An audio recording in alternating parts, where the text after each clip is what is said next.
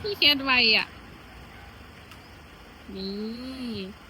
ร้านส่งก็คือน่ารักมาก วันนี้งานไม่เยอะนะคะ ก็จะมี13 บ้านนะคะ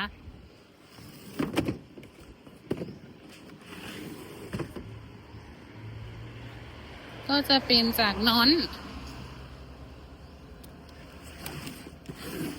สีดำแล้วก็สีส้มนะคะ เป็นอย่างกับมึงเนาะ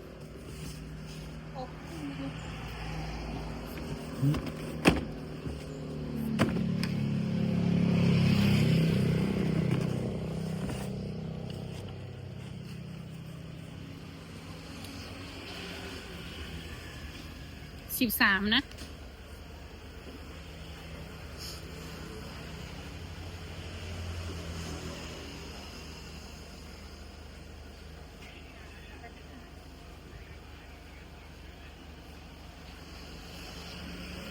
ใช้เนียมกล่องเบิงอู้เสียงลายเกินไป